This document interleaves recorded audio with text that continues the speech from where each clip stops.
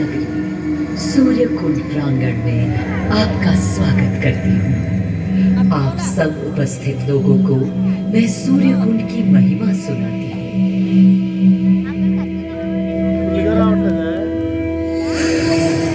भारत की मिट्टी अनेकों दिव्य आत्माओं की जन्मस्थली है, पर आज मैं आपको कथा सुनाऊंगी भगवान विष्णु के उस अवतार की जिनके अवतरण से मैं पावन हो गई सदा सदा के लिए।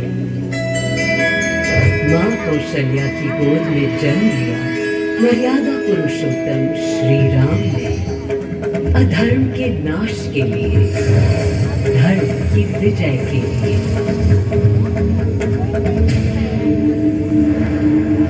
किंतु उन्हें अयोध्या त्याग 14 वर्ष के वनवास पर जाना पड़ा। पुनः वो घड़ी आई जब सीता माता के साथ उनका पुनः आगमन अयोध्या में हुआ। हर्ष था चहुओर और उल्लास था हर दिशा में। वो घड़ी बस आने को थी जिसकी प्रतीक्षा में मैं विद्वान थी, जाने कब से।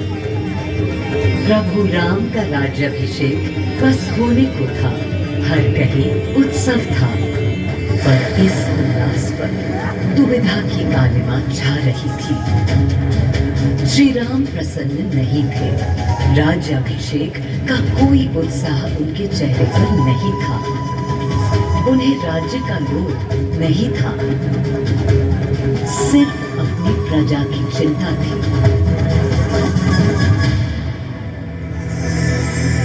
सबके मन में एक ही प्रश्न था, कौन हल कर सकेगा श्री राम की इस दुविधा को, मिटा सकेगा इस अंधकार को, किसके तेज से छट जाएगी ये क्लांति।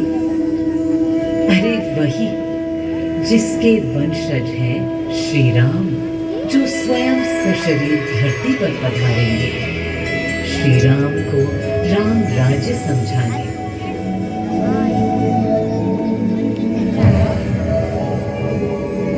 ये गाथा उस शक्ति पुंज की है जो पृथ्वी पर जीवन और सृष्टि का केंद्र था, है और रहेगा। वो अखंड शक्ति स्रोत जो दिशा दिखाता है सतत अनवरत, जिसने श्री राम का मार्ग प्रशस्त किया, आदि नारायण सूर्यदेव। अयोध्या वासियों को भी प्रभु श्री राम की इस दुविधा का आभास होने लगा था। देखा क्या? तुमने देखा क्या? कितने सकुचाई से श्री रघुवीर थे। पद की प्रसन्नता या दर्प निरप होने का ललक या उमंग कोई कुछ भी तो दिखी नहीं। मुकुट सामने रख कितने अधीर थे। वे तो थे अधीर नहीं, हाँ थोड़े गंभीर थे। सौम्य मुखमंडल पर निर्बलों की पीड़ा थी, दीनहीन असहाय वंचितों का दर्द था। उनके लिए मुकुट अथवा राज सिंहासन वैभव का लोभ नहीं। अब कैसे सुखी दिखे जब तक सुखी सारे लोग नहीं। तब दिशा निर्देशन के लिए श्री राम ने स्वयं सूर्यदेव का स्मरण किया। श्री राम सूर्यदेव का आवाहन करने लगे। क्लांत मन से उन्होंने अपने पितामह को याद किया। मन असमंजस में था उनका, कर्तव्य की सही दिशा उन्हें सूझ नहीं रही थी। क्या उचित है प्रजा के लिए, उनके लिए, वंश के लिए, धर्म के लिए, शांति के लिए। इसी परामर्श के लिए अंतर्मन से उन्होंने सूर्यदेव को पुकारा।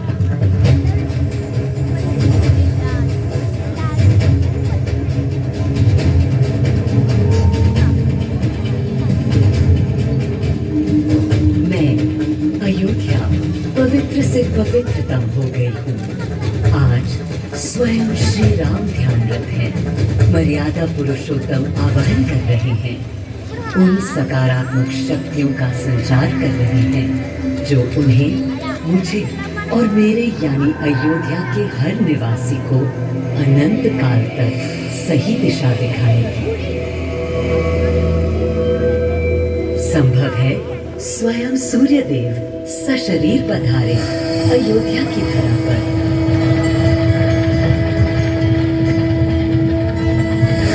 और देखो, श्री सूर्यदेव आने को हैं।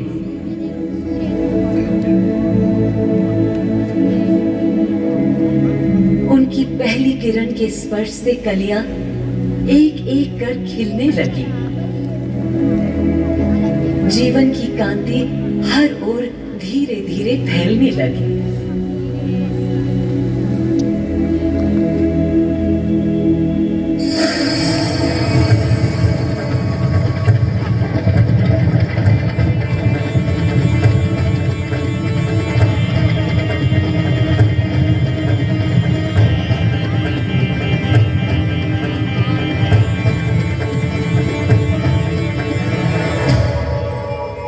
कितना अनोखा दिन है। स्वयं सशरीर अपने अलौकिक स्वरूप में पधारे हैं श्री सूर्यदेव नारायण, और उनके अधीर मन के संशय मिटाने को।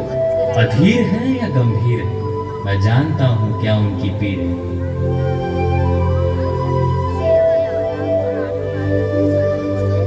माँ कौशल्या को प्रणाम। कहाँ है राम? अरे अरे, भूलूं ये बात कि कौन बड़ा है। आज्ञा हो तो आपके चरण छूं। अरे नहीं नहीं, ये क्या करते हैं आदि पुरुष? ऐसा अनुग्रह सर्वथा अनुचित है। राम वंशज हैं आपके, क्यों पाप का भागीदारी बनाते हैं पितामह?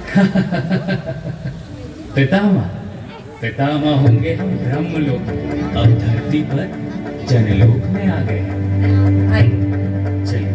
सूर्यदेव के आगमन पर माँ कौशल्या उन्हें मिली और विनती की कि हे देव, मेरे पुत्र की दुविधा दूर करें, उन्हें राह दिखाएं, ताकि अयोध्या का, पूरे भारत का भविष्य निर्धारित हो सके। आपकी जब पहली किरणें आती हैं तब गोचारण होता है, चिड़ियां गाती हैं, लेकिन इन दिनों कितनी उदास है। कारण है उनके राम की एकाग्र साधना और सुदीर्घ उपवास।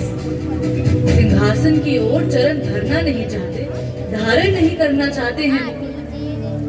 कोई बात नहीं, राज्य अभिषेक के बाद राज्य जो भी चला, राम राज उसका ही तो कहलाएगा। मैं आ चुका हूं तपस्वी राम। मनस्वी राम, अपने नेत्र खोलो।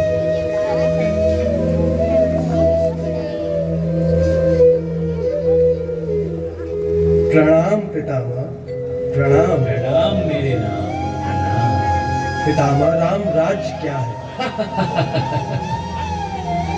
राम स्वयं पूछ रहे हैं कि राम राज्य क्या है। पुनर्ता नया प्रश्न है। अभी तो आप कह रहे थे जो भी मैं चलाएगा। कह रहा था कि राम राज्य में राम के लिए भी विधान होंगे। आदिदेव, कुछ अनुमान तो मुझे है, लेकिन अब आप बताइए क्या विधान है?